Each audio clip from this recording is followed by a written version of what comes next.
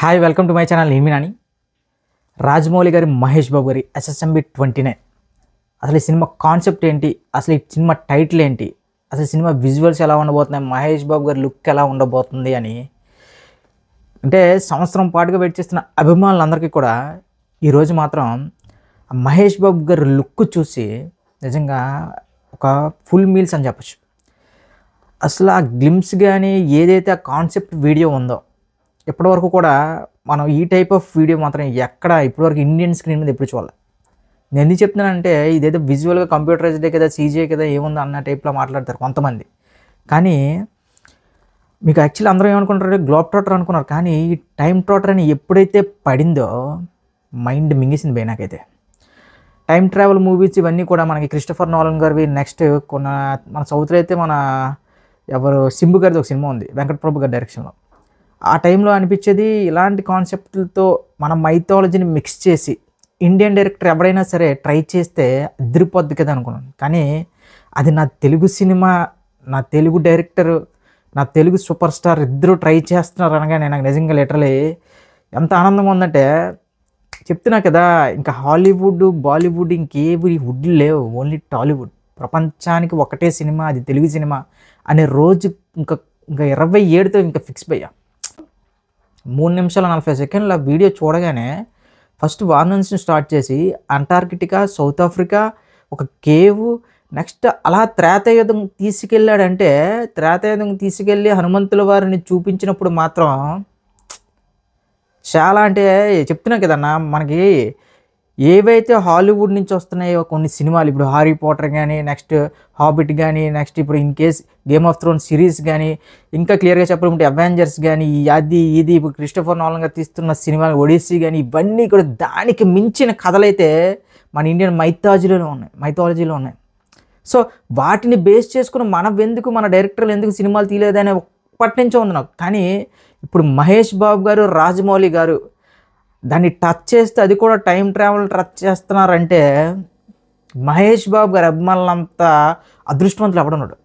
Okay, ఎవడెవడో ఏదేదో మాట్లాడతాడు, క్లియర్గా చెప్తున్నా కదా మళ్ళీ. ఎందుకంటే అంటే తెలుగు వాళ్ళకి ఇది మనకు పెద్ద దౌర్భాగ్యం ఏంటంటే, మన తెలుగు హీరో కానీ, తెలుగు డైరెక్టర్ కానీ ఏదైనా కొత్తగా ట్రై చేసినా, విజువల్స్ ఏదైనా కొత్తగా ఇచ్చినా సరే ఫస్ట్ దానికి కాపీలు ఏమున్నాయని చెప్పి ఇంటర్నెట్ మొత్తం మన తెలుగు వాళ్ళే.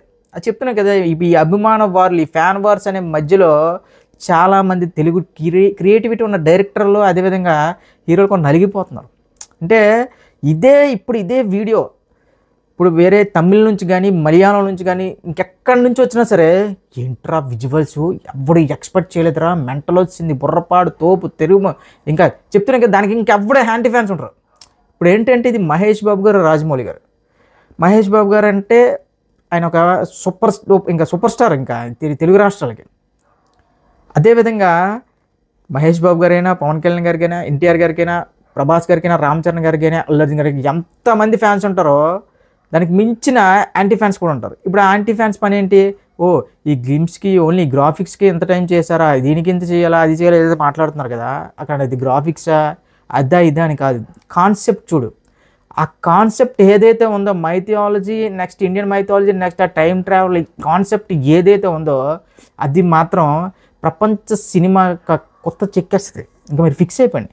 మహేష్ బాబు గారి అభిమానులకి మళ్ళీ చెప్తున్నా, ఈ సినిమా తర్వాత మహేష్ బాబు గారి అభిమానులు ఎవరైనా సరే ఫ్యాన్ వార్స్ ఇంకా టాలీవుడ్లోనే లేదా ఇండియా వైడ్గా చేస్తున్నారంటే వాళ్ళకి ఇంకా బుర్ర లేదనుకోవాలి. ఎందుకంటే ఈ సినిమా తర్వాత మహేష్ బాబు గారు కానీ, రాజమౌళి గారు వాళ్ళు ఎంత కాన్ఫిడెంట్గా ఉన్నారంటే ఈ సినిమా మీద.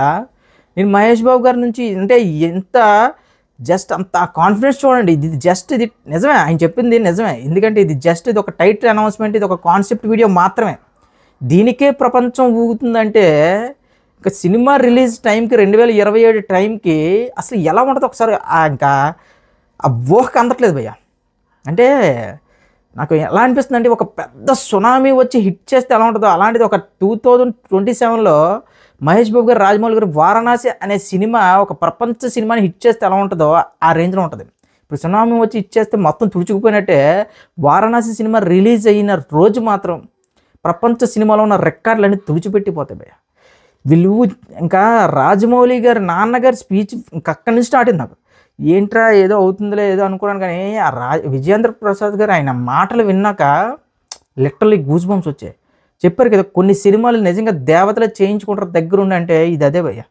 చూడండి సూపర్ స్టార్ కృష్ణ గారు ఎప్పుడో పౌరాణికంలో ఒక గెటప్లో చూడాలనుకోవడం ఏంటి, ఆయన కాలం చేసిన తర్వాత మహేష్ బాబు గారికి ఈ అవకాశం రావడం ఏంటి, అందులో రాముడి గెటప్ వేయడం ఏంటి, ఇది నిజంగా సూపర్ స్టార్ కృష్ణ గారు ఉంటే ఎంత ఆనందించేవాళ్ళు, ఆయన చూస్తే ఎంత ఆనందించేవాళ్ళు. తను అనుకున్న చెప్తున్నా కదా అంతే, కొన్ని ఎప్పుడు జరగాలి అప్పుడే జరిగితే. ఏది ఏమైనా ఎవడు అయినా సరే, ఏ ఫ్యాండమ్ అయినా సరే, ఎవడైనా సరే ఇప్పుడు వారణాసి సినిమాకి మాత్రం జై కొట్టాల్సిందే. కాన్సెప్ట్ మామూలు కాన్సెప్ట్ కాదు. ఎక్కడ అంటార్కిటికా, ఎక్కడ త్రేతాయుగం, ఎక్కడికెక్కడ తీసుకెళ్తాడో రాజమౌళి మీకు అర్థం కావట్లే. మీరు ఖచ్చితంగా యాక్చువల్లీ ఐమాక్స్ ఫార్మాట్లో మన క్రిస్టోఫర్ నోలన్ గారి సినిమాలు రిలీజ్ అవుతుంటాయి.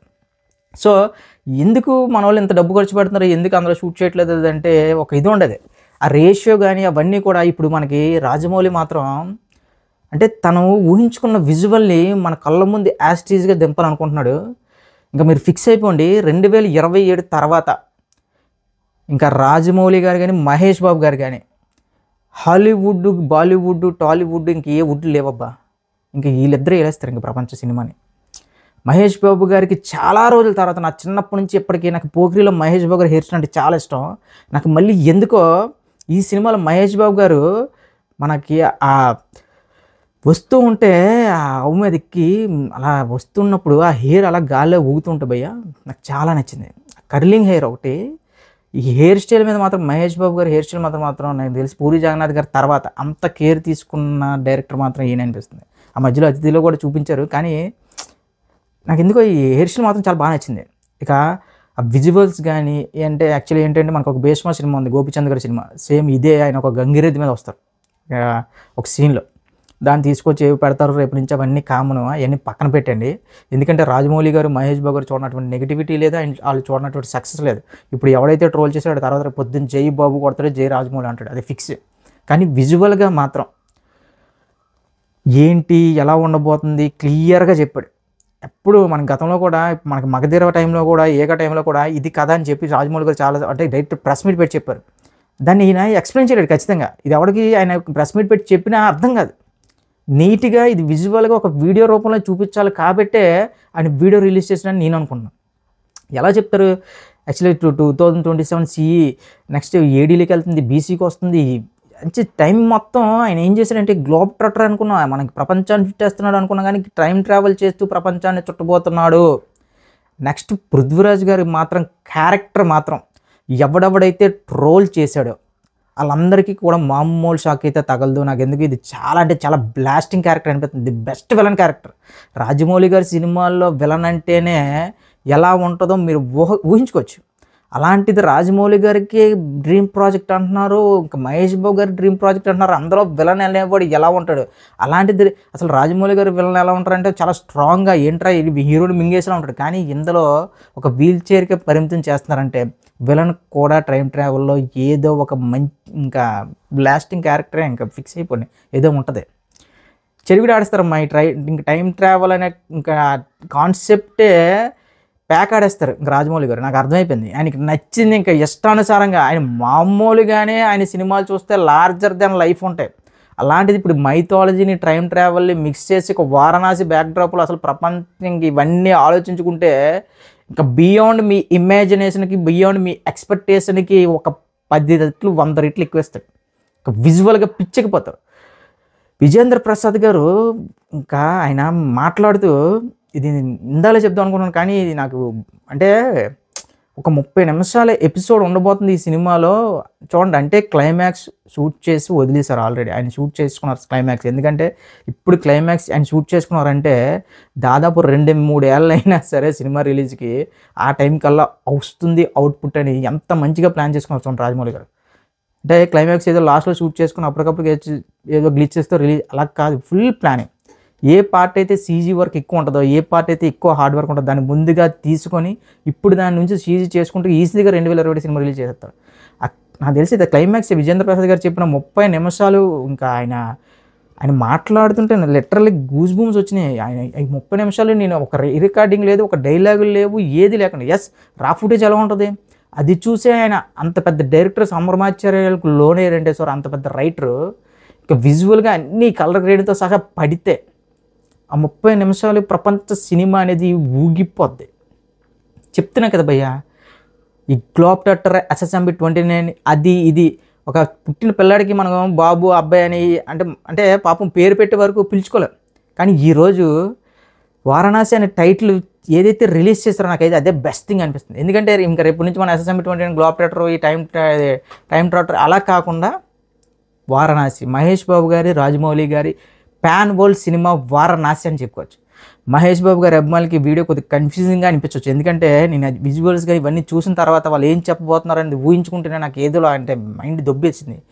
నేనేమనుకున్నానంటే ఒక మైథాలజీ మిక్స్ చేస్తున్నారు, ఏదో రాముడిగా లాస్ట్లో ఏదో చూపించబోతున్నారు మన మహేష్ బాబు గారిని ఏదో అనుకున్నాను. కానీ టైం ట్రాక్టర్ అని ఎప్పుడైతే పడిందో ఫీజులు మొత్తం ఎగిరిపోయాయి.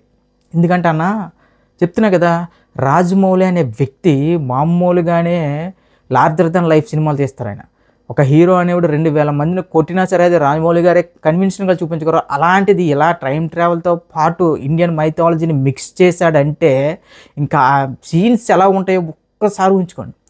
కన్ను రెప్పేస్తే నాకు తెలిసి నువ్వేదో ఏదో కోల్పోయినట్టే. ఈ సినిమాకి ఒక కన్ను రెప్పేసామంటే నువ్వేదో కోల్పోయిన ఆ రేంజ్లో ఉంటుంది ప్రతి ఫ్రేమ్ కూడా.